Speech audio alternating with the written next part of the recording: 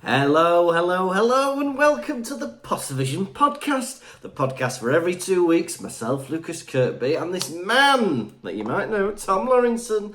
We look at a chapter of those old Harry Potter books that some of you might know, and we talk about them, but not before about half an hour of irrelevant talk. This week, we are on episode 117. Well done for still being with us. It's chapter 22 of the Order of the Phoenix, St. Mungo's Hospital for Magical Maladies and Injuries, which must be the longest chapter so far in terms of title. Tom, How are you, and what are you snacking on? I am Tom Lawrenson. You may know me from doing Pottervision with me for the past 7 years. Yeah, I do actually. I wondered where I recognised you from. That's good. I don't want to start this podcast off with you confused. Yeah, no, well, that's always important. Usually we do that before we press record. You remind me who the Prime Minister is, where I'm living at the moment, why my hair is brown. Yeah, explains to me basic genetics. And then, once I'm a bit clued up, we press record and we get cracking, don't we? Let's get cracking, Gromit. Did somebody say quick cash? Anyway, that's nothing for you audience to know about. That's a private joke that we can't remember what started. Anyway, how have you been this week, old chum? Oh, good. I don't know what I've done. Every week I don't know what I've done. I don't know what to do with my time. A lot of the time I don't do anything. And I've got no stories to recant. Well, what you need to do is take some inspiration from Anne Frank or Bridget Jones and start yourself a diary. And then you can just look in your diary to see what you've been up to. How about that? Well, I'll tell you this. Yeah. I did a gig in St. Helens last night. Oh. I did a preview of a show I'm taking to the Edinburgh Fringe called Tom Lawrenson, Hubba Hubba. Yeah. Which is me doing stand-up. Yeah. Yeah. How was it? Good. It was good. I think a lot of people had never seen stand-up before. There's a bit of a strange... Some people just talking. Yeah. And, like, they're just happy, but, like, you'd say something and it'd spark something in their mind. And they just turn to their friend and go... Blah, blah, blah, blah, blah, blah, blah. Yeah. They think they're watching telly, don't they, these people, sometimes? They've not been to live comedy before and think they can, like, just sit there eating a bag of crisps talking. But it's funny, like, how sweet people are. Because I do a joke about, like, I don't know... It's flippantly, and I say it something very serious. I say, I'm talking about the way people who fuss over dogs will ignore you completely when they see a dog in the street. Oh, yeah. Yeah. They're just completely like, fuck you. You do it with cats. Yeah, I do. Like, hello, kitty cat. It's me. It's me. I'm one of you. I'm one of you. Yeah. Letting it scratch your face. Oh, you're charming, you are. You are charming. But I was saying, oh, you'd be pouring your heart out to them, going, oh, I'm going to kill myself tonight. And then they're like, just ignore you completely. But this woman sent me a really long paragraph telling me to keep my chin up. That's funny. I know you said that thing during your show, but... And I said that like 20 minutes in, so for hers, the other 40 minutes is her just looking at me like, Oof. Cry for help, this. Cry for bloody help. She's there typing up a draft. Oof. Keep your chin up. I'll send it to him to that later. Oh. Well, people, like, you do stand-up, people think like it's 100% true, or like, because I used to do a song about York. And loads of people have come up to me and go, oh, you live in York, do you? No, I don't live in York. I've just written a song about York. And then, you know, I used to do a song about angles, Shit about on maths. the road. Shit on the road, dear. Shit on the road, dear. Used to do a song about angles, maths, and they'd be like, teach maths, dear. Yeah, all right, actually, I do teach maths. Yeah. You got me on that one, but I do not live in York, and I do not shit on the road. I'm like a bird, I shit in people's cars and lay eggs. I've probably not done that for about 5 years now, that joke. Your best joke. It's my best joke, yeah. I might do a couple of stand-up spots at Edinburgh and just do all my weirdest material that I can find in my notepad. That'd be funny. Yeah. That'll be a bit of fun. Anyway, come see Pottervision. Yeah. Hey, we're excited, aren't we? We've got... Hey, I thought about a funny addition to a joke we're going to do. Can we talk about the show on this, or do you not want spoilers? Yeah, do it. We want to do a scene at the Borough, right? So our new Edinburgh show is going to be based on Chamber of Secrets, and we want to do a scene at the Borough, right? So what we were going to do is get all the audience up to be like all the Weasleys and give everyone a ginger wig.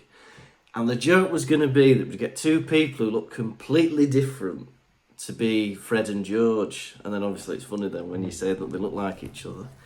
But what I thought would be even funnier is if we get a very old person and a very young person to be Fred and George, and then say that they're twins. Because what do you always ask a pair of twins? Which one's the oldest? Yeah, who was born first. So I think that could get a good laugh. Which one's the oldest? Is it baby or is it Nana? So yeah, that's my idea that I've had this week. But yeah, I'm excited to do these new scenes. It's going to be good fun. What have you been up to, brother? I have been working, and it's coming to the end of the school year, the academic year, as we say in the industry. And at the minute, I'm writing my reports, judging these children. Yeah? How's their behaviour? How's their work ethic? Yeah, I got to give them a grade for what they're like in class, as well as like put all their test grades together and all that stuff. Any naughty ones? Well, there aren't any naughty children. There's only naughty behaviour. Yeah. There's no naughty children, only naughty bad parents that have made naughty children. And as always, a bit of bad behaviour is always an opportunity to learn something. But yeah, so I've been doing that, but I don't like it. You have to be constructive, don't you? And you can't just say that they're all, perfect, because they got to grow and develop as little people in the world. Yeah, so I've been doing that. I've been writing my reports. Have you ever considered giving reports out to your friends and family? I think I should. And do you know what? Having it exactly the same as a school report. Be like, right, maths. Well, you can't bloody put two and two together, this lad. Or, English, how grammatically correct are they? Right, maths. I'm glad you retired as a bank manager, Mum and Dad, because yours is poor. Anyway. Who's always asking me to sort out splitting the bill? You. But I must have talked about this before, but just because you've done a maths degree, people call on you to do, like, the most rudimentary maths. Because as if you, like, are the only one that can do it. They were like, oh, God, we've got to split this bill 3 ways. Lucas, you've got a maths degree, haven't you? This is like year 4 maths, this. Dividing by 3, or whatever it was. Oh, I'll do that 35 divided by 5. Oh, Lucas, you did a 3-year degree, didn't you, bachelor's? Oh, work that out for me. I had a soup, I had a dessert, and I had 2 Cokes. How much is that all together? You got a calculator on your phone, dude. Use that. But yeah, I might write you a school report. Oh yeah, go on. Yeah. Tom Lawrenson from Pottervision. So what would I give you? So that we have like work behaviour and then like social behaviour, like how they get on with like friends and stuff. So I think social behaviour I'd give, because in the German grading system it's from 1 to 6, where 6 is like terrible and 1's the best. So for social behaviour, I reckon I'd give you a 3, which means acceptable. I think Out of 5, 10. No, 3. Number 1 is the best, and number 6 is the worst. And I've given you a 3. Okay. Yeah, you're pretty good, but sometimes if someone pisses you off, you never want to speak to them again. Okay. And then for work, That was my ethic, work or social? That was social, 3. That was social, but that's satisfactory. That's good. Mr. Charisma. And then for work ethic, well, I don't know really. You what, a 5? Right. What? Work ethic. Yeah. It's not the worst. It's a 5. Yeah, I don't know. I was all school, but Tom had so much potential. Tom has potential, but blah, blah, blah. How about you're a bad teacher? Do you want to talk about not living up to potential? Yeah. Miss Crooks, you're the worst woman I've ever met in my life. Right? Now, today, year 7s. Less of that. The anti-weeing hormone. Hey. Oh, she may have passed by now, so rest in peace. And I send my condolences to her nearest and dearest. Miss Crooks, I bloody loved you. Right. Do you know what's so funny? Like, I always think like that. I always think, most of my teachers will have passed away by now. You think, I was only in school like 10 years ago. Most of these teachers were like in their 40s or 50s. I'm like, they'll be long gone by now. They've passed away from murder. Yeah. Unsatisfied students. Can't pay attention, can I not? Go on. Go back to Slandon, I'll bump into one of them, yeah, and I'll take my hat off like Ian Wright. I thought you were dead, sir. So this teacher is like in her 40s. No, I was a newly qualified teacher when I taught you. It's been a long time. Thought you were dead, miss. Thought you were dead, miss. My stars. For anyone that doesn't have a clue what we're going on about, especially our overseas listener, former Arsenal player Ian Wright, there's a video of him in a football ground and he sees his teacher that he thought was dead. So you can check that out if you'd like to. Right. Hey, I'll tell you what else. No. Yeah? Lucas Kirkby, co-host of Pottervision. Right. Yeah. Social behaviour. Lucas does not like socialising. Yeah. Whatsoever. He prefers to spend his time alone or with his loved one. Massive room for improvement. Boy gets a 5. Yeah, sounds about right. Now, work behaviour. Lucas puts just a bit more effort in than Tom. He gets a 4. Hey! Hey, that's a raving review. Thank you very much. Me and you on the way up to Edinburgh. Well, let's write this show.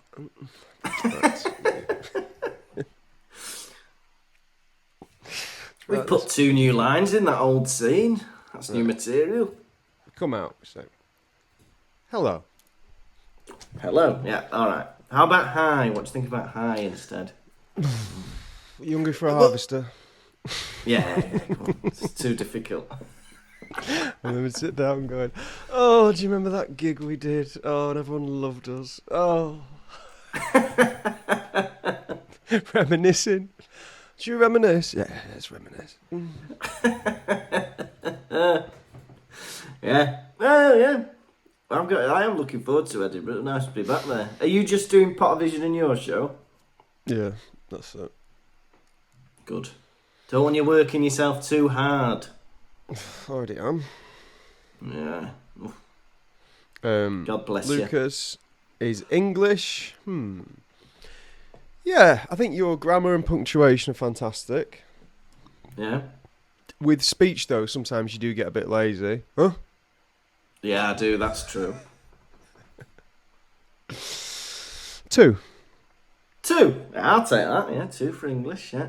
Science, it appears you've got no idea about how anything scientific works. You think cars, computers and phones work by magic. You don't know how to put air in your tyres of your car. Your USB doesn't work in your car either. I'm giving you a 4.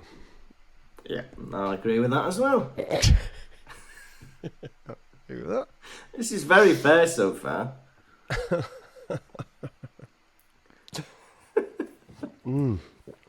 Yeah, you once left a milkshake in a car overnight and carried on drinking it in the morning.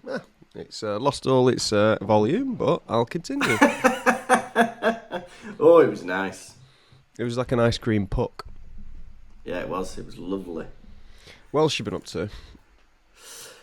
Well, I've been trying to get myself a lift. So the no, not hitchhiking, but in the German course I do, there's a couple. I think they're from Armenia. But I've spotted them a couple of times in my local supermarket that's really close to my house, right? But I don't really talk to them. And I was like, well, I know they drive back every day, and it'd be nice just to get a lift with them instead of having to get the bus, walk to the bus stop and all that. So anyway, at the end of the lesson on Wednesday or whenever it was, I decided to try and drum up a conversation. And I was like, I saw you two in Norma yesterday. That's the supermarket. Here we go. And they're like, oh yeah, we saw you and your wife. And I was like, oh yeah. And he patted me on the back, and I was like, oh, this is going well. This is looking good for old Lucas. So you were saying all this in German? Yeah. Fantastic. So then I was like... You always downplay your achievements of learning German within a space of 2 years. He's drumming up conversations in supermarkets with people in a foreign language. Yeah. It's fantastic. Hey, I made a joke in the supermarket yesterday. Made everybody laugh. Was this to the man? No, this was a different supermarket. This was to the cashier, right? You can buy mochis, right? And you have to pay for how many there are. Anyway, I put a load in a tub, and then I took it to the till. And he's trying to count them up. And he goes, how many are there in there? And I was like, I don't know. And there must have been about 8 or 9. And then I went, looks like 2 or 3. What do you think? God, everybody laughed. Oh, they were laughing. But it felt good because I was like, me starting to make jokes in German and stuff and have a bloody laugh with people. But, we chuckled. That's funny. So tell me more about this story of jumping up conversation with... Oh yeah, so this was in the school. This was after class in the school, and I was like, he pats you on the back yesterday. Pats you on the back. He pats me on the back. He goes, oh yeah, I saw you and your wife, and I was like, oh, this is good. This is friendly. So then I was like, oh, do you live near Norma, dear? And he's like, catches wind. Yeah. Catches wind immediately. Oh, yeah. I said, oh, do you live near Norma, dear? He's like, oh yeah, we only live 1 kilometre away in the car. I was like, oh, I just live on that street. Yeah, I only live, I live near there. And then he went, well, see you tomorrow. So, I don't know if he clocked on what I was asking, or if he just didn't want to give me a lift. Yeah, I think he did. How long would the drive be? Well, it'd be the same as they normally do. It'd literally be on their way. No. How long is the drive?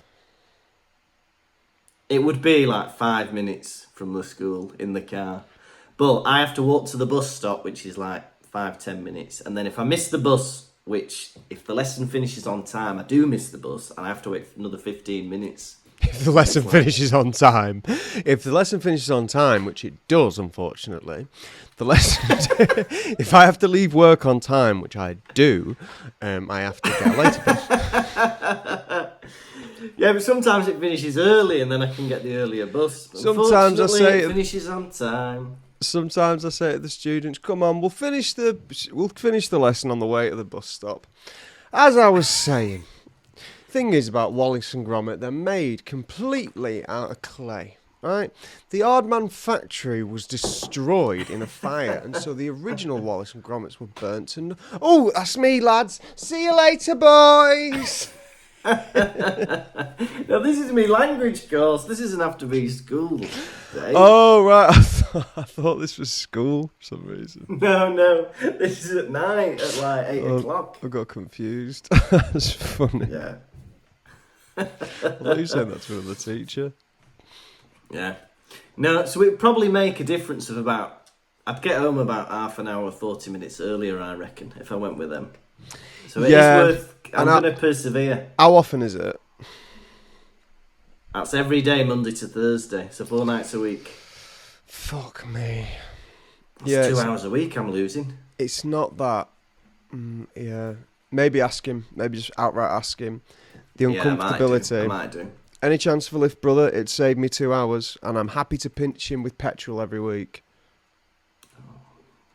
I've already bought a weekly ticket.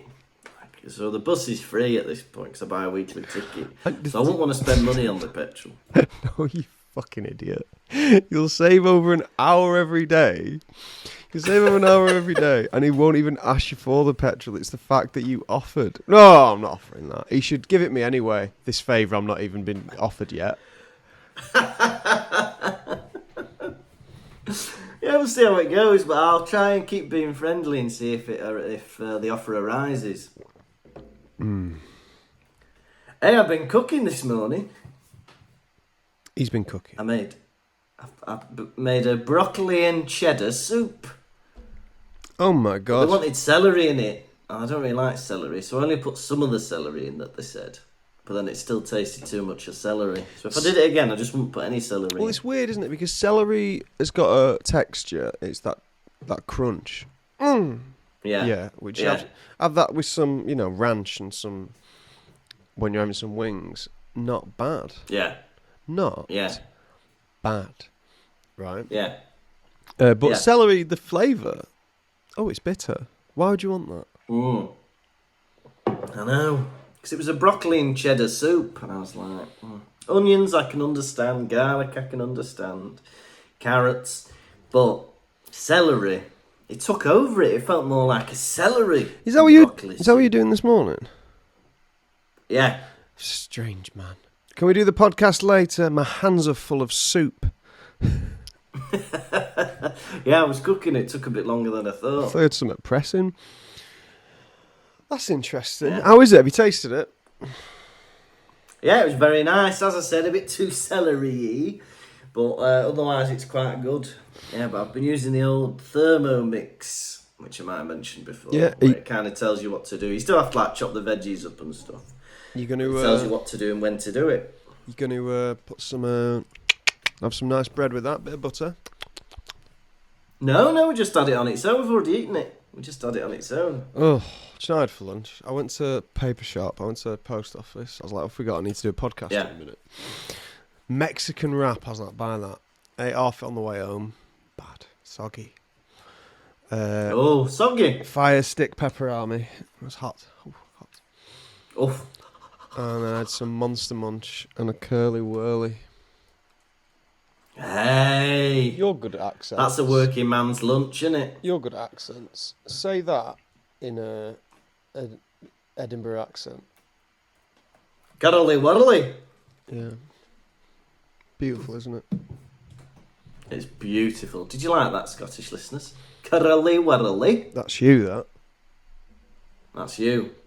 Yeah? You say it, Scottish listeners. Say curly whirly. Go on, say it. Sounds like cuddly wuddly, doesn't it? We'll forgive you. It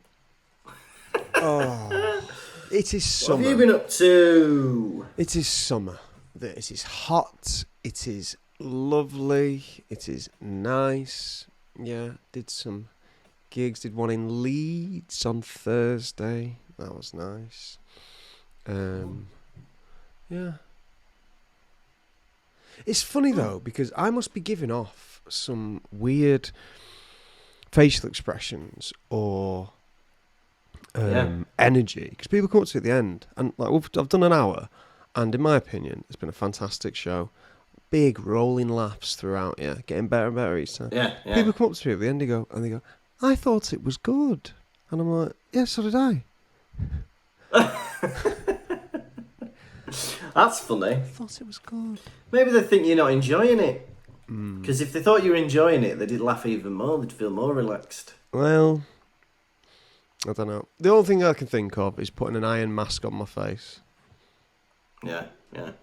Well, I know what you need to do. After every joke, you just step back and you go, I'm enjoying this. Oh, I need to step back and then get back to the act. I laugh. Before I say the punchline, I laugh and say, did you like that, everybody? Yeah, I'm enjoying this. I had a boy in the audience last night. 2 lads sat next to each other, same age. This happens. I say, who are you to each other? Brothers, like that. Younger one goes, he's my uncle. I'm like, what the hell? Obviously, it happens. Yeah, Nana has another kid. Yeah. Well, yeah, just like older sibling has a kid, and then mum has another kid. Yeah. He's my uncle. Exactly. He's my uncle. And I was like, what the hell? Like that, and then I don't have anywhere to go with that story, but just interesting. That's good though. It's just interesting. They look so similar. Yeah. Sweet boys. Oof. Family genes, eh? Family genes. It's funny the different laughs you get in different areas. Yeah.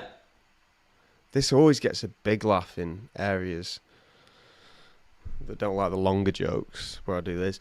Oh, they like that, do they? I pretend to be one of them tubes. Yeah.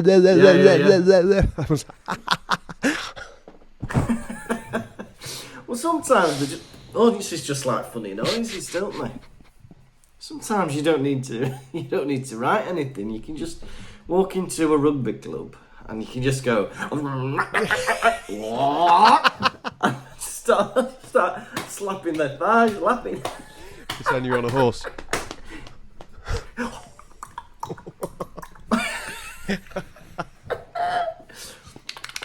I'd laugh. That's really good. I think you could do. 5 minutes of that.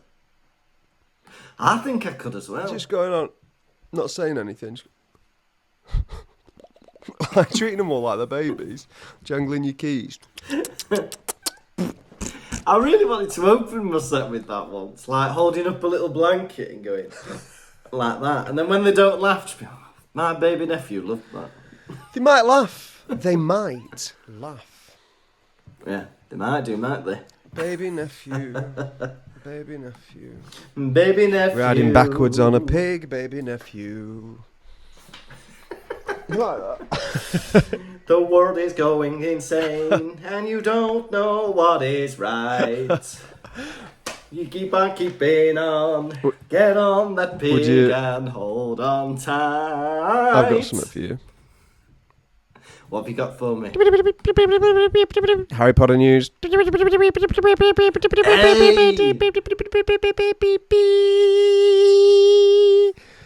Get flatlined. Harry Potter superfan snaps up Gryffindor robe. Daniel Radcliffe's Hogwarts uniform sells for £79,000 at auction, but it needs a cleaning charm on it as it's caked in mud. So it's a Chamber of Secrets outfit is sold for £80,000. Can you believe that? Bloody hell, they've not even bothered to wash it. I'd send it back. I know it's got blood, sweat, and cum on it. No, it's not. It's yeah. I think it's from the final battle with that snake. Oh, that's good. £80,000, eh? Yeah, the stage blur around the collar. Yeah. A full-size light-up DeLorean from the Back to the Future was also sold, and that was bought for £250,000. How much? Bloody hell! How much money would you have to have in the bank for you to make such a purchase? Well, at least £250,000. The uniform, I meant. Oh, right. At least 80 At least grand. 79 grand. Yeah. I wouldn't buy it if I had all the money in the world. No, thank you. I don't want a muddy coat. There's no way to authenticate these things, you know. No, exactly. I could just throw a bit of clay on a jacket and say it came from Prisoner of Azkaban. You could buy that, replicate it in your house, keep the original, and go, I'm selling it. And then someone will go, I don't want to pay 79 grand, but I'll pay 40. And you're like, all right. Give them the replica, and you've still got the original in your bedroom.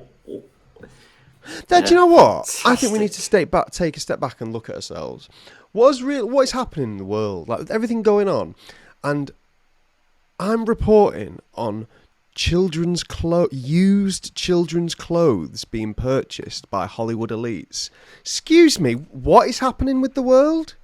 Used children's clothes, shouldn't they be destroyed or given to charity? I think I'm going to be sick. Yeah. Hey, look what I've got from Oxfam. Muddy Gryffindor Quidditch outfit. Thanks, Mum. These are You're taking the piss out of me on own clothes day. These are Neville Longbottom's pyjamas that he got petrified in. The highest bidder, well, I'm going to start the bidding off at £40,000. They should be destroyed, Hollywood elites. Yeah. Where's that money going? Because if it was for charity, you think, oh, fair enough. Does Neville wear exactly the same pyjamas as Dudley? I feel like they're exactly the same. You know when he gets a piggy tail? That's interesting, isn't it? We'll find out now for the listeners. Bloody hell, you won't want to buy Dudley's trousers. They've got a hole in it. Where his bum is. Just turn them round, use them for the toilet in the middle of the night. No, this is Turn around, use them for the toilet in the the middle of Nelson Mandela effect. People never call it the Nelson. What's the Nelson Mandela effect? You never heard of the Mandela effect? No. Well, I have, but I can't remember what it is. It's where it's where your memory. We've got like a collective memory change. So like everyone assumes a wrong thing about a movie or film or some fact. Oh, I think with Mandela, everyone assumed when he died, everyone was like, I thought he was already dead. Oh, really? Yeah. And so Neville is wearing teddy bear pyjamas. Oh. And Dudley's wearing stripy pyjamas. Dudley literally is the boy in the striped pyjamas. Oh. Yeah, I've always said it. What more do you need to know? Harry Potter! Now, Tom! Harry Potter, come to dine with me. I've cooked you a meal. Oh, that's nice. Could that go in Pottervision? Yeah, I think that could go in Pottervision, yeah. Why not? And then he sings Be Our Guest. Be our guest, be our guest.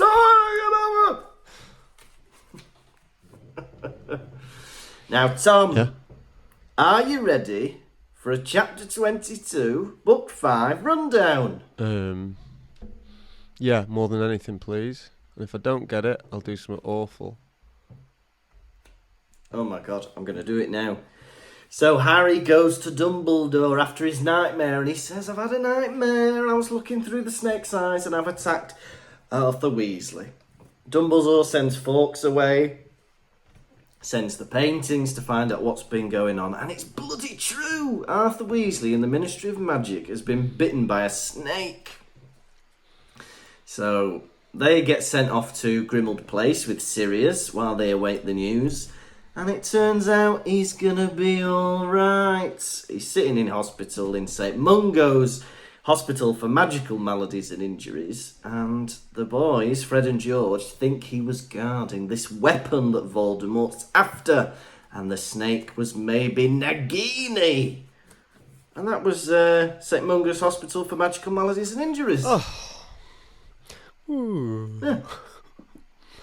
And, that was a chapter that took about an hour for Stephen Fry to read, and I didn't miss out any plot points.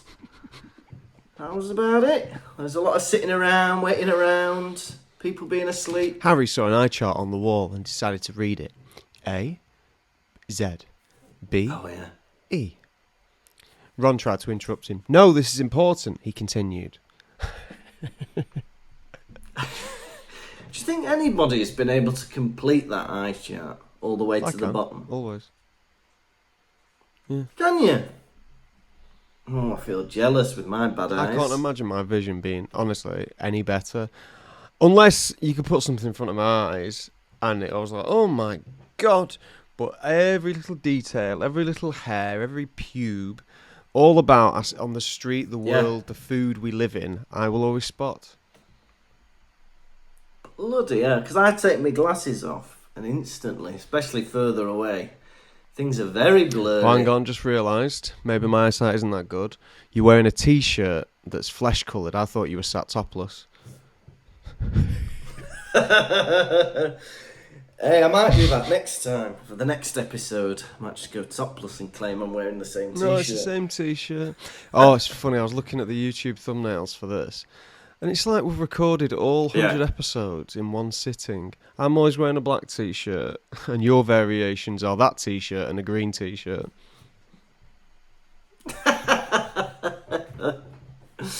Hey, well, do you know what? Whenever I buy new clothes, I always think about the podcast. I never think about, like, anything else. When I buy a new T-shirt, I think, oh, finally, it's going to look like I'm wearing something else in the podcast. Apart from the same cycle of 5 T-shirts that I normally wear. Well, looks like I've got one T-shirt. All my T-shirts are just black.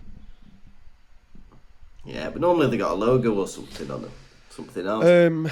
Yeah. Mr. Weasley has been attacked. I think it is Harry, you know. He's always hated Arthur Weasley because he wants to marry Ron's mum, doesn't he? He wants to be Ron's dad and marry Ron's mum. He's got the Weasley puss complex.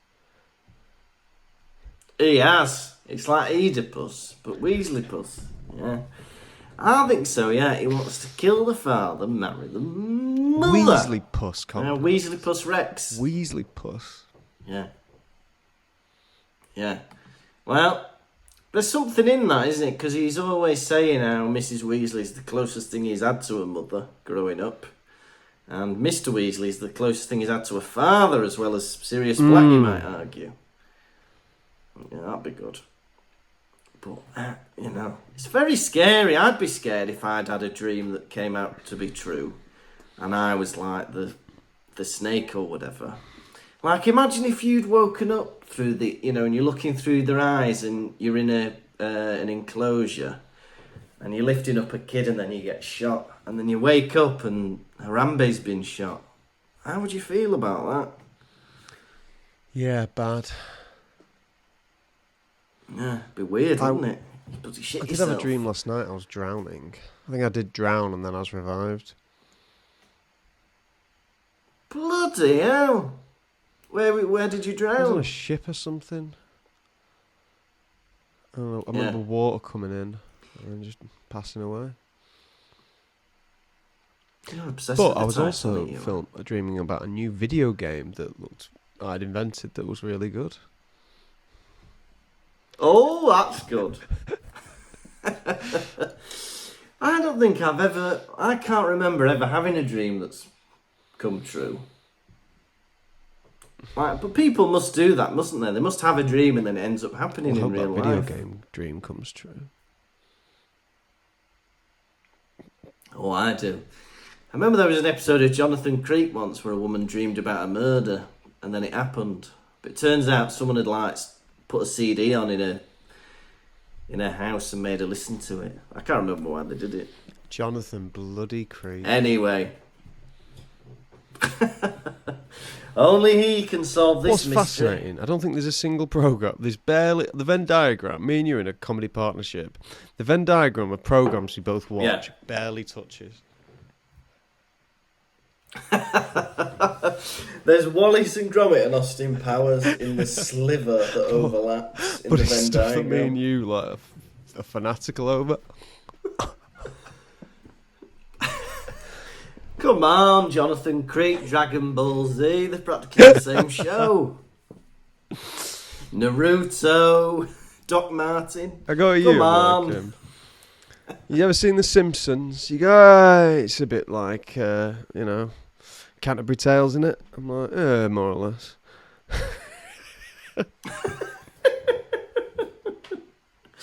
I like the Canterbury Tales. I once tried to write a Canterbury Tales musical. Canterbury Tales. Right. And there he comes out. Oh, I tried to write a Canterbury Tales musical. What? What are you talking about? Well, I started writing it, but then I was slowly figuring out that it's all in rhyme anyway. And I was just like rewriting the rhymes, and they weren't any good. And the thing is, the Canterbury Tales is massive, and the guy died before he finished writing them. So if he couldn't finish it, I won't be bloody able to, at the age of 12, or however old I was. No. But the nice thing about the Canterbury Tales is they're all individual stories, aren't they? What an interesting little boy. Well, because we studied it we studied it for A-level as well, and we went to see a play version of it. And it's quite rude, the Canterbury Tales. And there's a story where a man sticks his bum out the window and ends up with a red-hot poker up his bum. And they did it live on stage. Not the poker going in, but you saw a man's bare bottom. And when you sat with your English teacher and your fellow children, it's a bloody shock. And you're hearing like the C word and stuff, and the F word. I was gigged in Bolton the other week. Jamie Hutchinson was there, who you might know if you listen. He had a clip go viral. I suppose a famous comedian, like in some respects. Like videos go viral. He's got a very famous podcast where he was on a Have a Word podcast where he tells a story about his little brother beating him up in the guise of a doctor. Very funny. But yeah. Jamie's also a fucking mad liar and embellisher. I was in a green room with him, and he's telling this story about how he saw an act. He was on stage, and this act turned around. They were struggling, and they turned around, and they were wearing the pants a bit baggy, not realising, and their arse was out. So when they turned around and their arse was out, the audience laughed, because all of a sudden someone dying, like not getting any laughs, and all of a sudden an arse. And then Jamie goes, yeah, he bent over and you could literally see his arsehole. And I was like, you liar. No one's arsehole has ever been seen on stage from bending over.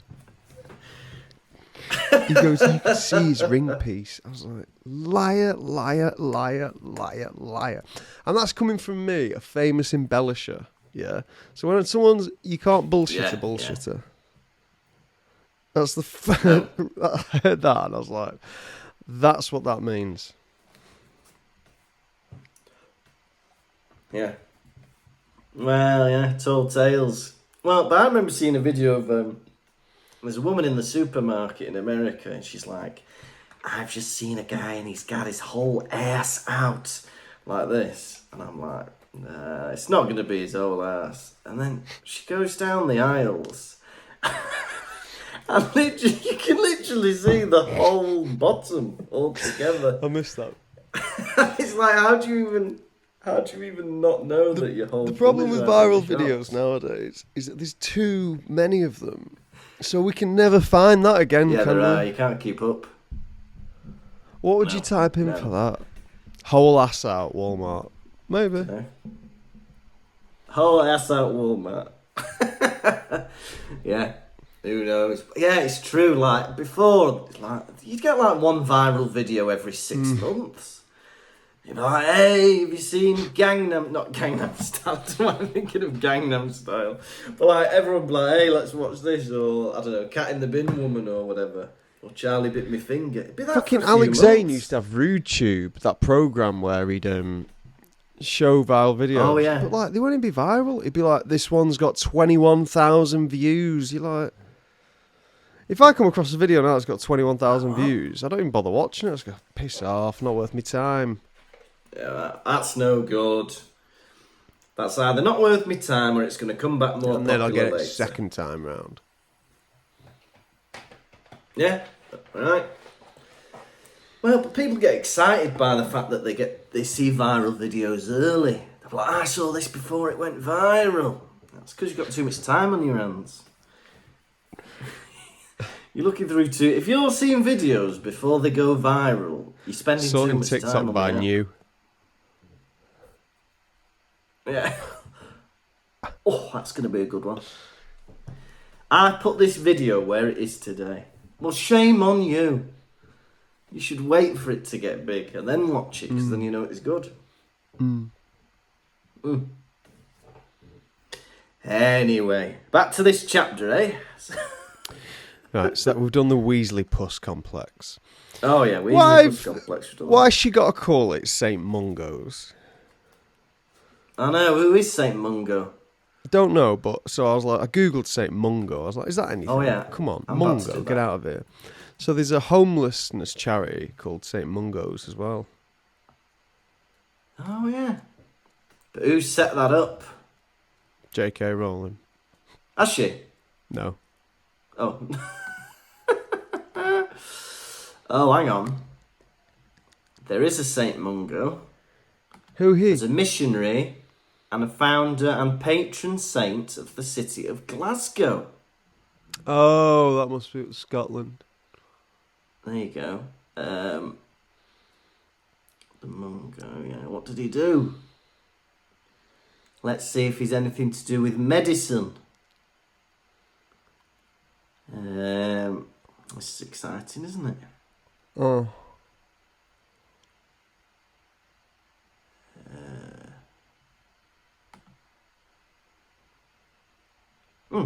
In old age, Mungo became very feeble and his chin had to be set in place with a bandage.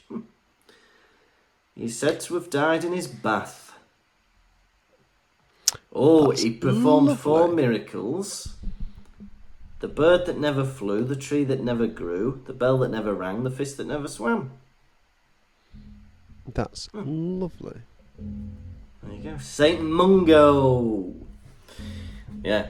Well, because it's called St. Mungo's Hospital for Magical Maladies and Injuries. I was thinking, well, if witches and wizards have a normal injury, do they have to go to a muggle hospital? You know, like if they break the leg or something, or, God forbid, have an awful disease or condition. Yeah, that pissed me off because Ron was like, Doctor, you mean those people who cut people open? Muggles, wizards are worse. Yeah. Right, let's get Gilderoy Lockhart out here to dissolve all the bones in your arm. Oh, that's nicer, isn't it? Than setting an arm. Well, how ignorant, I can't believe how ignorant muggles are of, like, how ignorant wizarding people are of wizards. Because there can only be a few thousand wizards, and there's billions of humans on planet Earth. They're living And they're in like, a bubble. oh, doctors, those freaks that cut people up. That's They're called living in a surgery. bubble.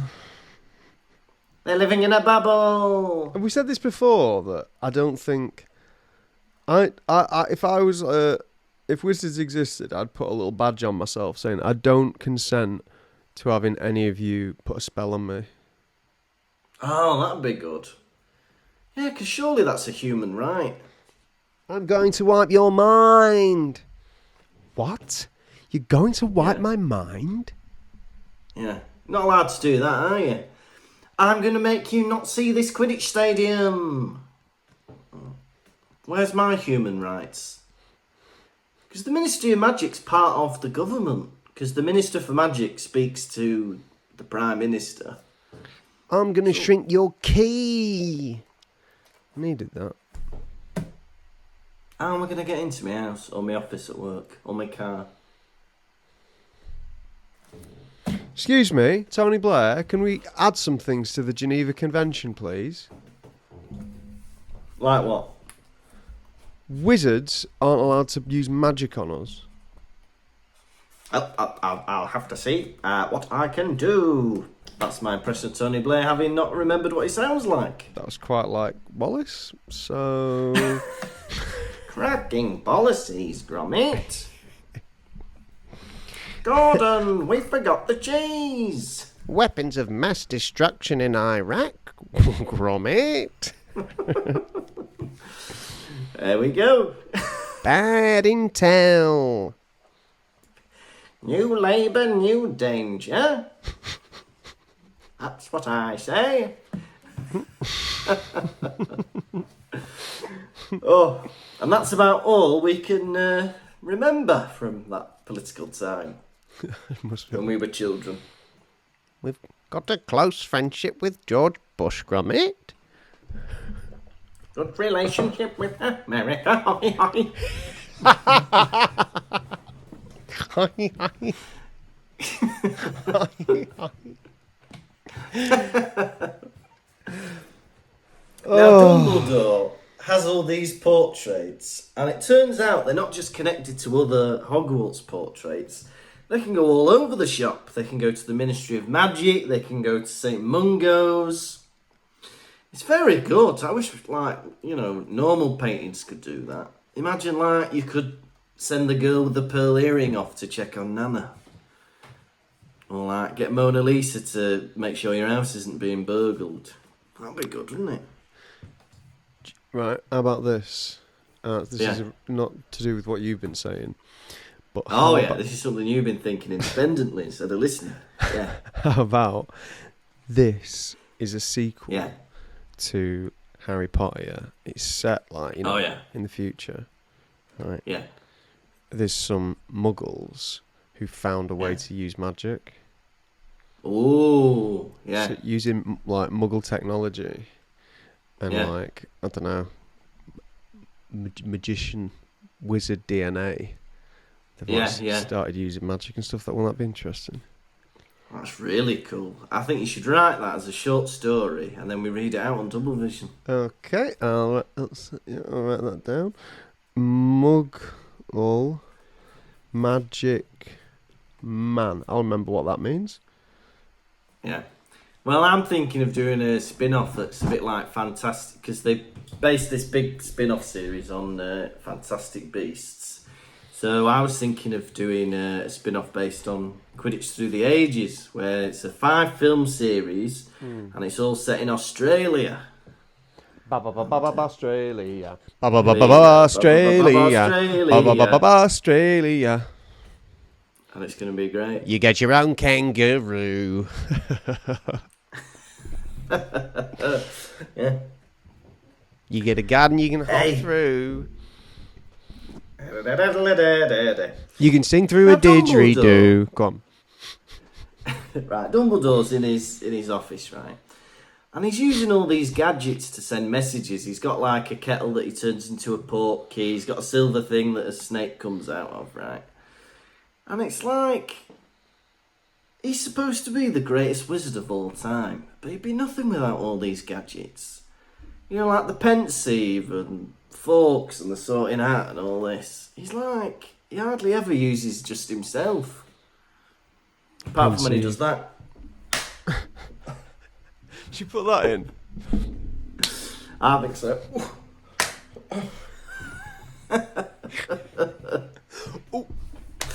Oh, ball of flame. Oh. That'd be good. We could get some pyro, couldn't we? For the 1,000 people listening and not the 20 people watching, we are doing the Dumbledore slap that he does when he wants to get out of there in Order of the Phoenix. Oh!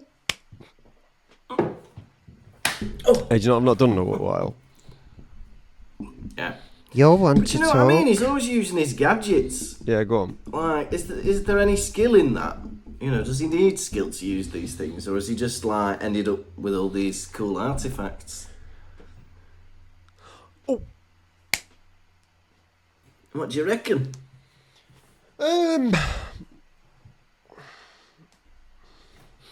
Yeah, well, he's the oldest wizard in the world, isn't he? Probably. So I think he's collected all these things from his travels and his research. And I don't think you need to be particularly good at magic. Maybe some of his techniques require skill, like the bond he has with forks, that he can now forks transport in places. Give him one of these. But but a lot of the other things he's got is just from being a very learned mind who's collected and developed and achieved a lot of stuff in his life. But let me tell you this. Now, Harry has dreamed about the Ministry of Magic before, hasn't he? Yes, he has. But this is the first time he's experienced the dream from the viewpoint of another entity. He's had... Well, you say that, but I think the last time he dreamed about the Ministry of Magic. I thought that was through the eyes of Nagini as well. But I might be making that up. This is the first time that he's at least felt the emotions of this other entity, which is interesting. So he's gone through extreme pleasure at striking down none other than Arthur Weasley, and extreme hate when having laid eyes on the man only known as Dumbledore, Bumblebee, if you will. Bumblebee, yeah. Do you think it works the other way around? Do you reckon, like, while Harry was kissing Cho, Nagini was feeling all excited and shy and nervous? Oh, Nagini's got a boner! What is it, Nagini? Yeah, maybe. Maybe it works both ways and Nagini feels all the things Harry feels. Oh, disappointed with that Quidditch result. Oh. Nagini's disappointed with the Quidditch result. It could be, couldn't it? Hey, and it says a line, they use the portkey, and it says, Harry felt a powerful jerk behind his navel. Right. But it never explains in the story who this powerful jerk is. Maybe we'll find out in a later chapter. I think it's Barty Crouch Jr. again. Hello, father. Hello, Harry. Barty Crouch doesn't die at the end of... does he? Goblet of Fire. Does he just get sent to Azkaban, I assume? Because they've got him, haven't they? Don't move a muscle. Don't move a muscle. Yeah, I reckon he just goes back to the old Azkaban prison at Her Majesty's pleasure. I wonder, maybe they couldn't get him back for the later films then, because that's the last we see of him, isn't it? Yeah.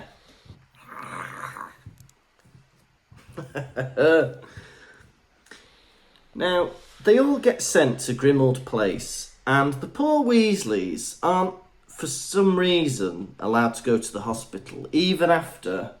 Because I do get the idea of, like, oh, it's suspicious, how would you have known about him being attacked? But even after Mrs. Weasley sends word, they're not allowed to go and see their father in what could be his last moments, which I think is It's suspicious. awful. How would they know? Magic. How about they saw it in the tea leaves? Saw it in tea leaves. Yeah. I think when your dad's, like, on death's door, who gives a shit? Let me see me, Dad. I completely agree. Yeah, I agree as well. I begrudgingly agree. Yeah. Because it's like... And Sirius's attitude stinks. Like, he's got these Weasley kids who are all, like, grieving for what potentially might be their father's death. And Sirius is like, listen, they knew what they were getting into. There are things worth dying for. It's like, not now. We don't say that now. This is, within half an hour of them finding out about their dad. Do you want to not be talking about the Order of the Phoenix like that? Can we not be talking about the Order of the Phoenix? Harry's just tried to commit Weasley puss. What? Well, yeah, 'cause it's like, I don't know, if someone joined a football club and they get, they get kicked in the head or something and have to go to hospital, and it's like, well, that can happen with football club. I don't want to hear about football club. My son's had his head kicked in.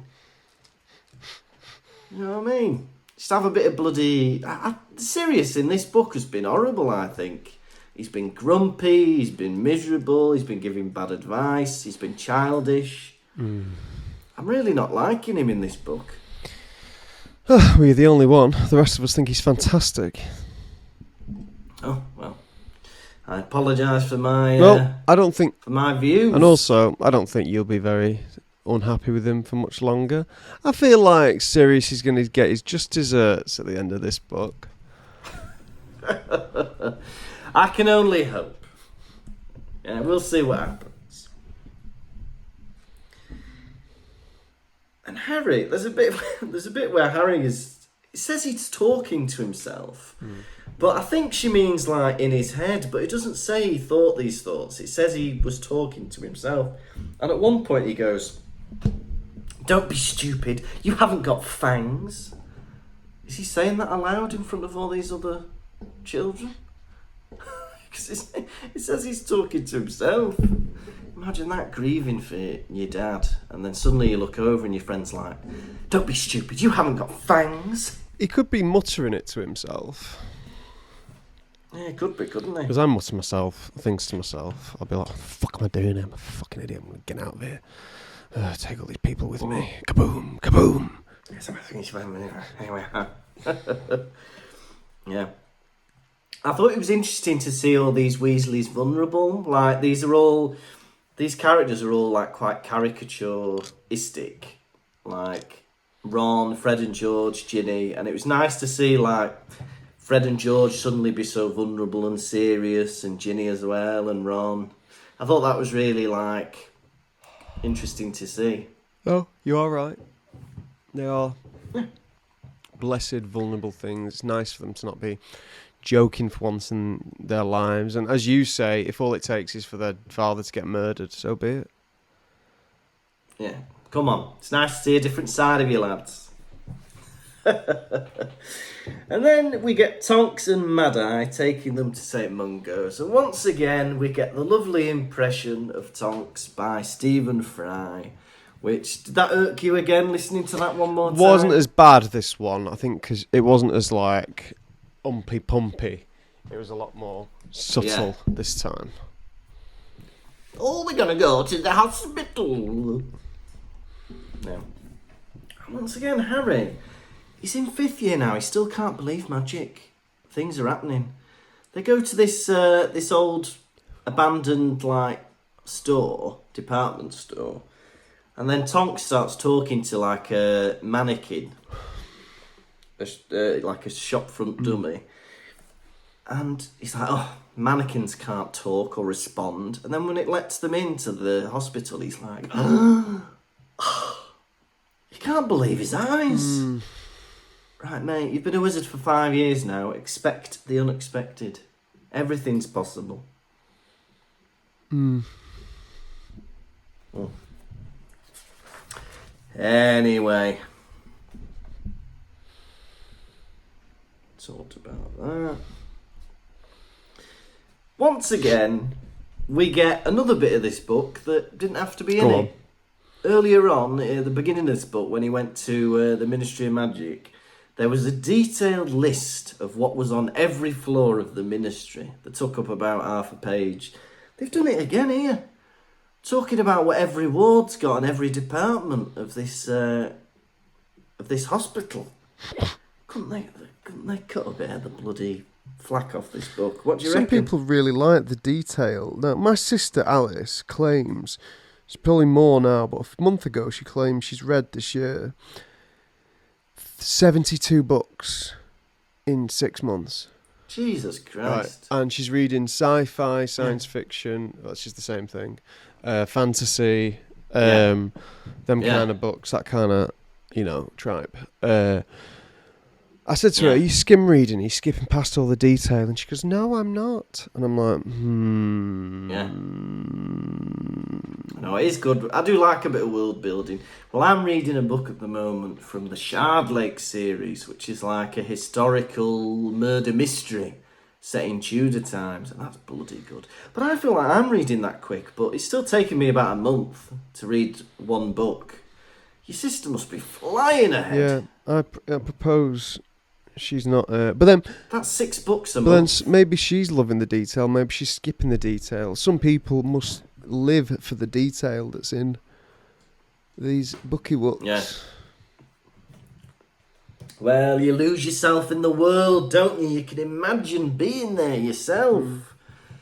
And, it's nice to kind of escape, I don't know, your day at work or whatever, and just lose yourself in a fantasy world or, a historical location. It's wonderful. A library can take you to all the corners of the galaxy. Right. How many crumpled Weasleys, bloody and sore, on a floor of a ministry are you giving this chapter out of 5? Do you know what? I really like this chapter, actually. There's a bit with Dumbledore where we finally see and interact with Dumbledore a bit. He's been absent most of the book. I do like getting outside of Hogwarts every now and then, seeing St Mungo's, back to Grimmauld Place a bit. It's been a good laugh. I've enjoyed it. I'm going to give it a very solid 4 crumpled Mr Weasleys on the floor of the Ministry out of 5. Dumbledore. I miss you, Dumbledore. Now, for me, this chapter was dull. It was long and nothing happened. A man got attacked at the end of the previous chapter, and in this chapter he was taken to hospital. Boring. I'm going to give it no more than 1 crumpled Weasley out of 5. Bloody hell! Right, young man, are you ready for a segment that is only known as quiz? Yes. Quizzicky, cool. Gonna ask you some questions, how well will you do? Quizzicky, quiz, qua. Gonna ask you about Harry Potter, Lucas. How well will you do? Question 1. What was Dumbledore stroking with 1 finger? Oh. Fawkes. I'll give you that. Fawkes' plumed head. Question 2. How many feathers did Fawkes leave behind? Correct. 1. Question 3. What kind of laugh did Ron give off after hugging Mummy?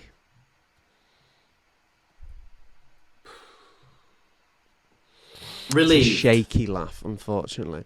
And question 4. What size was Mr Weasley's bed? King size. Tiny. Oh. Unfortunately, you've lost the quiz. Quiz, crew. Now, Tom, are you ready for the nation's second favourite segment, Hedwig's Droppings? Yeah, man. Give me them droppings. We're not alluding to owl poo. We're not alluding to ploppings. We mean the messages you've sent in when we allude to Hedwig's droppings. Now, what's been in a beak this week? Well, we've had a message from Fuzzy Felt Circus on Instagram. Now, we've been asking people to let us know what their jobs are, and we've had a message from Fuzzy Felt Circus who says, "Hello, I don't have a massively interesting job, but I do have a job that I only have because of Pottervision."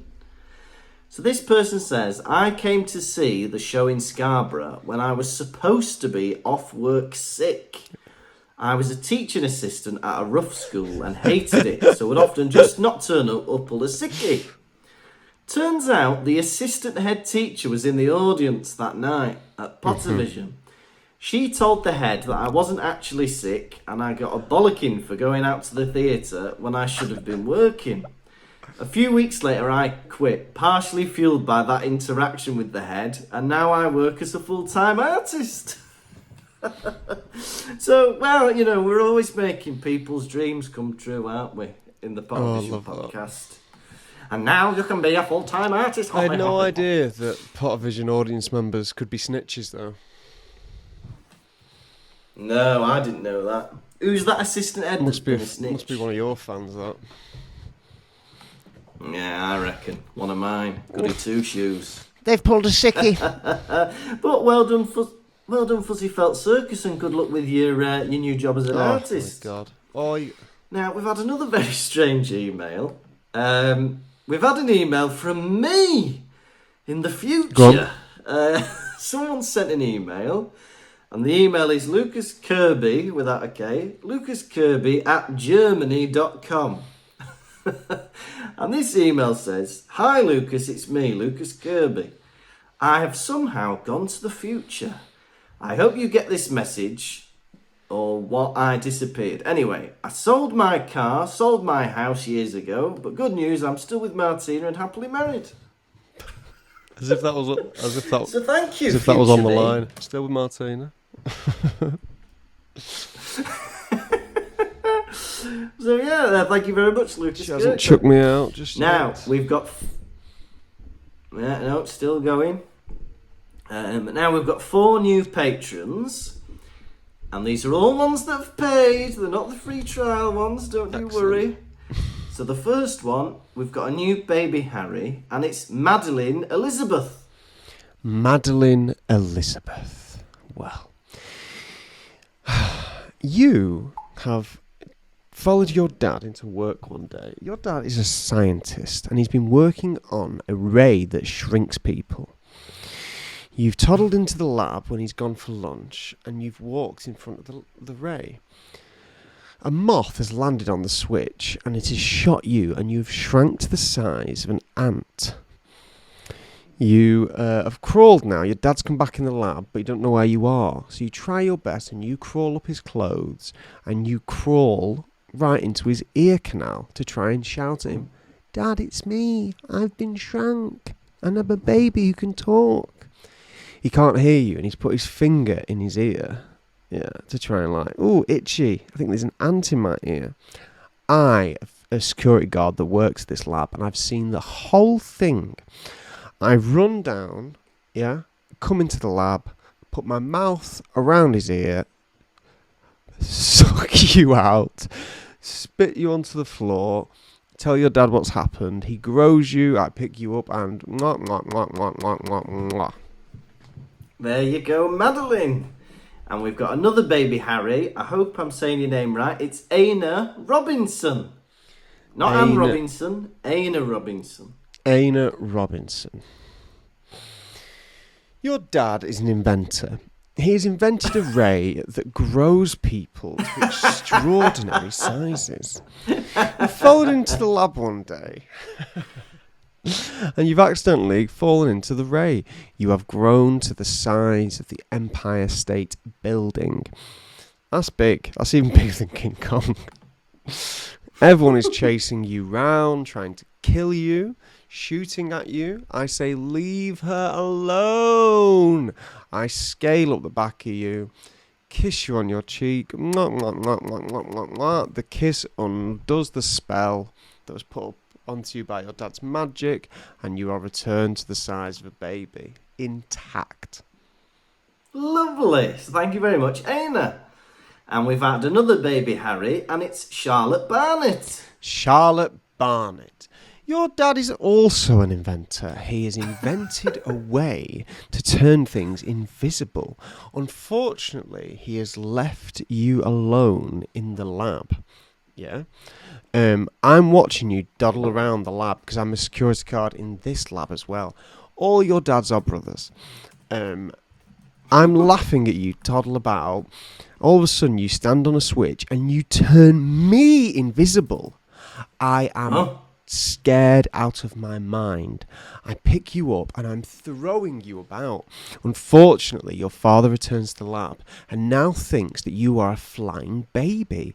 He gets so frightened he tries to attack you. I am there to protect you. I hold your father to the ground. I give him a few slaps. As I'm slapping him, I come back into visibility. The spell has been undone. He starts laughing because he realised what's happened.